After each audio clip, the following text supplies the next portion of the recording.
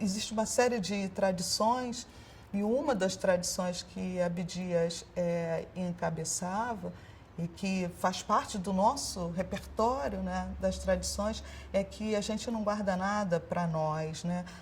As coisas, elas circulam e cada vez mais, não só num círculo, mas numa espiral.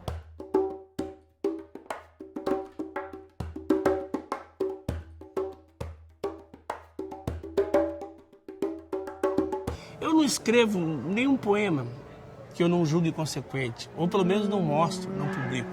Eu acho que quando a gente vai com um poema para a rua, quando a gente vai com a literatura para a rua, para mim ela tem que ser consequente. Eu não sou do entretenimento e nem da arte pela arte, né? Eu sou da literatura como uma coisa viva, uma coisa transformadora, uma coisa que vai mexer com as pessoas, que vai, de certa forma, ou rebelar, ou adocicar, não sei, né? Mas eu acredito nesse tipo de interferência, né? E essa interferência, poxa, é a interferência do Abdias, no teatro, na pintura, né? Na poesia, é sempre algo, não tem uma palavra ali de espuma, não tem uma palavra oca. Né? Todas as palavras são consequentes. Ele também foi um grande comunicador. Então, Abdias realmente concentra várias características em seu legado, em sua história. E minha geração é bastante influenciada por todo esse legado. Um legado que tem a ver com um pertencimento, um reconhecimento da nossa estética, tem a ver com o entendimento do nosso papel no mundo enquanto afrodescendentes, como afro-brasileiros. E tem a ver com conectar realmente com a nossa ancestralidade, né? Por mais que Abdias seja um homem que, ainda em vida, né, por um esforço fenomenal dele mesmo, de Elisa Larquem, a esposa dele, e de muitos companheiros nossos, né, um esforço para não deixar, né, essa força, essa potência desse homem, né, tão grandioso, ficar esquecido, mesmo assim, a gente ainda tem que explicar quem ele é. E mais grave ainda para nós das artes, né? Ter que explicar o que é e o que foi o teatro experimental do negro e como ele reverbera em nós.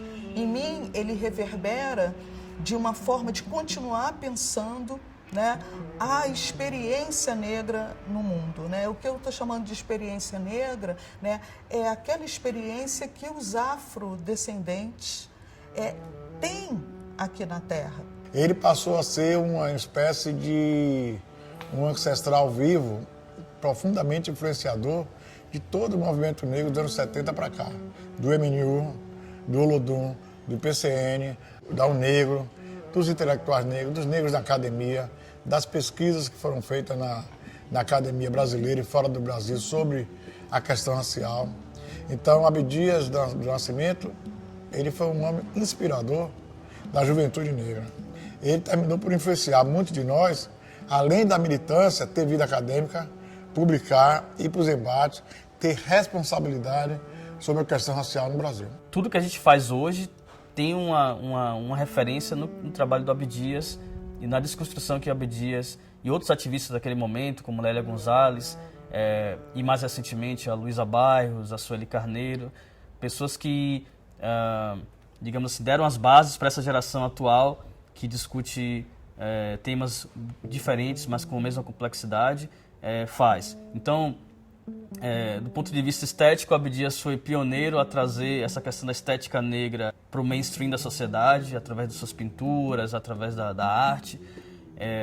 Do ponto de vista da participação política, Abdias foi exemplar e pioneiro ao dizer que era necessário a população negra participar dos partidos políticos tradicionais, influenciar esses partidos e também, ao chegar lá, desconstruir as narrativas tradicionais. Então, a saudação que ele fazia aos orixás quando fazia um pronunciamento, a forma que ele se vestia no parlamento, tudo isso era muito simbólico, era uma forma dele dizer que há outras narrativas na sociedade e há outras narrativas que precisam ser contempladas dentro do Brasil. Sob a proteção de Olorum, inicio este meu pronunciamento. Não estaríamos aqui, no dia de hoje, reverenciando e celebrando a memória de Zumbi e a daqueles que com ele tombaram em defesa da dignidade humana na primeira República Livre das Américas, a República dos Palmares.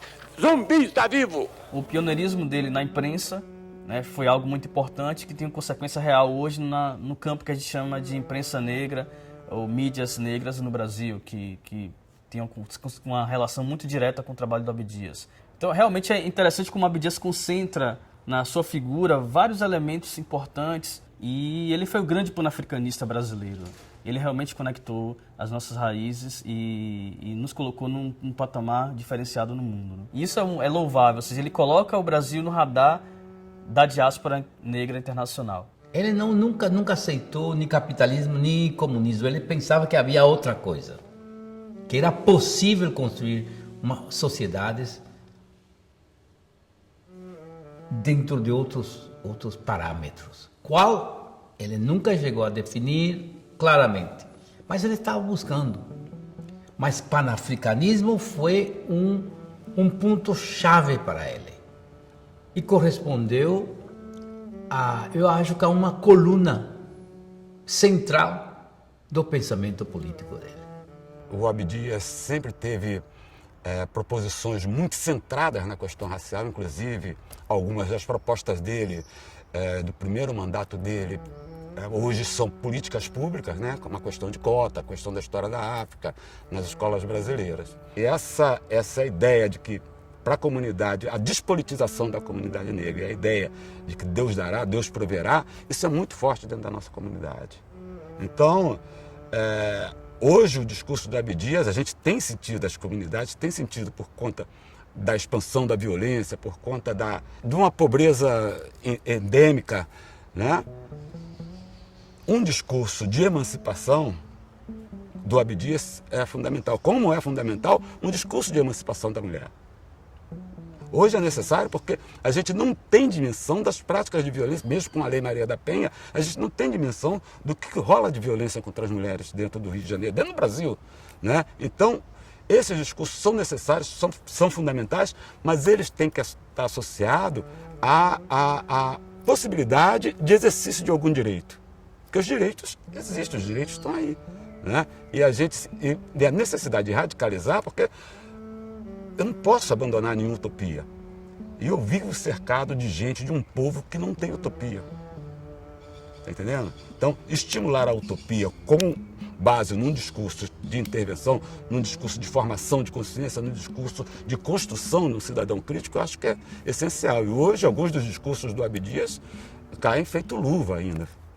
Algumas violências, elas não dormem, não descansam. Elas não desaparecem.